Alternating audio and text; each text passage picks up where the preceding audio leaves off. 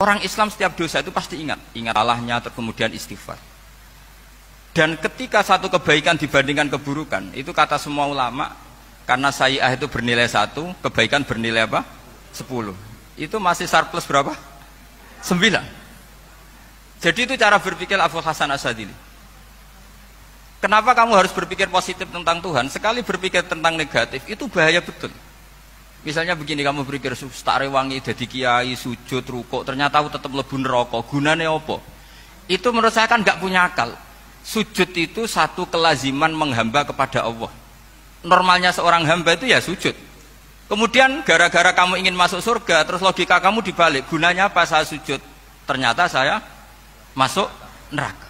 Itu pertanyaan yang benar-benar bodoh, dan itu menjadikan Allah benci.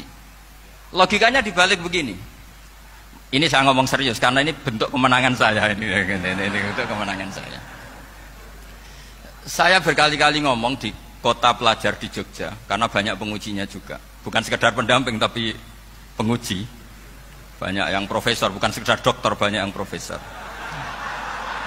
Jadi biar ini dok.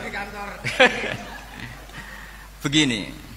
Saya pernah ditanya sama seorang dosen, Gus, saya ini ngaji hadis banyak, tapi ada yang saya tidak paham, yaitu mangkola la ilaha illallah dakhalal jannah, ada kalimat wa in zana wa in saraka. Meskipun pernah zina, pernah maling. Ini kan seakan-akan mentoleransi perzinaan dan pemalingan. Terus saya bilang, oh makna hadis itu seperti ini. Jadi kebenaran absolut, kebenaran yang mutlak itu tidak akan terganggu oleh status perilaku seseorang. Saya berkali-kali memberi contoh. Orang yang ditangkap KPK akan bilang 1 tambah 1 2. KPK-nya juga bilang 2. Rivalitas dalam politik, Pak Prabowo ya bilang 2, Pak Jokowi juga bilang 2. Orang yang zaniyah, yang lonte pun akan bilang 2. Muftinya juga bilang 2. Ketua MUI-nya juga bilang 2. Artinya gini, kebenaran yang absolut adalah kebenaran yang siapapun akan meyakini seperti itu. Seperti 1 ditambah 1 2. Kamu punya musuh bilang 2. Kalau ibu-ibu ini punya maru, ya marunya bilang 2 tadi tambah mama. Enggak tahu saya terjemahnya apa tadi. Nah, kebenaran yang absolut itu kebenaran yang siapapun pasti mengakui. Dan uniknya begini, saya kalau saya pernah ngaji acara himmah, acara pondok sarang di Demak. Kalau kamu bilang 1 ditambah 1 menjadi 2, untuk mengatakan 2 itu kamu butuh hadiah enggak? Mereka semua jawab enggak. Kita semua enggak saja mengatakan tembok itu putih. Kenapa? Karena memang putih. Kita mengatakan 1 tambah 1 2 karena memang kita tanpa presentasi dapat hadiah, dapat penghormatan. Kenapa untuk mengatakan Allah itu Tuhan kita butuh surga? Memangnya kalau tidak ada surga Allah tidak jadi Tuhan?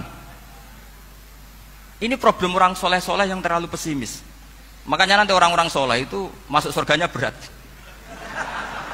Tapi kalau orang alim lebih gampang kira-kira seperti itu. Iya, karena kan imannya lebih bagus. Dalam hadis qudsi Allah ini yang dibuli orang-orang soleh. Laulam akhluk jannatan wala naron alam akun ahlan an uto'ah, dalam hadis qudsi itu. Kalau saja saya tidak menciptakan surga dan neraka, apa saya tidak jadi Tuhan yang perlu ditaati? Apa kalau kamu tidak saya kasih uang 1 juta terus bilang 1 tambah 1 11? Enggak kan? Tetap bilang berapa? 2. Kalau kebenaran absolut yang 1 tambah 1 kamu bilang 2 meskipun tanpa mendapat hadiah. Kenapa untuk bilang Allah Tuhan kamu butuh hadiah surga? Itu kan serah ikhlas belas.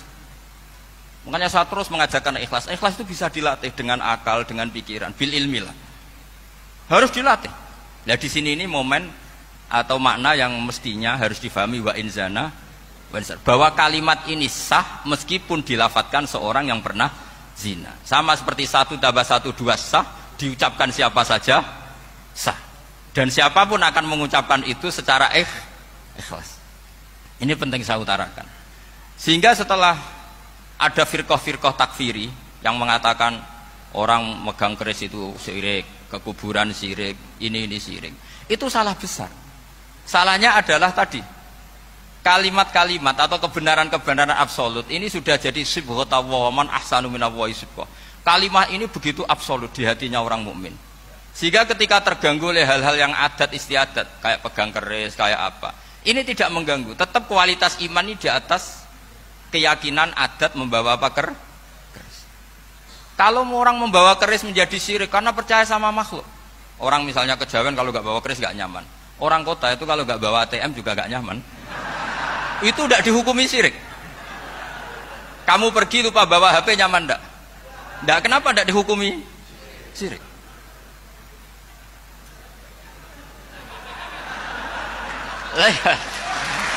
Jadi ini logika.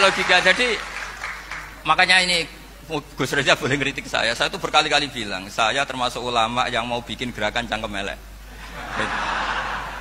Karena nanti kalau saya nisbatkan ke Rasulullah itu tidak pantas, karena Nabi ahsanan nasi khalqau wa khuluqa. Tapi saya siap jadi bempernya Rasulullah Shallallahu Alaihi Wasallam.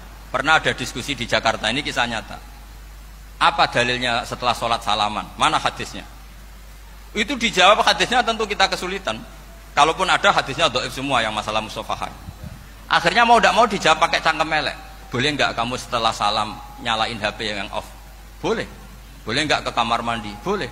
Oh berarti kencing boleh, nyalain HP boleh, yang nggak boleh itu ingat Allah.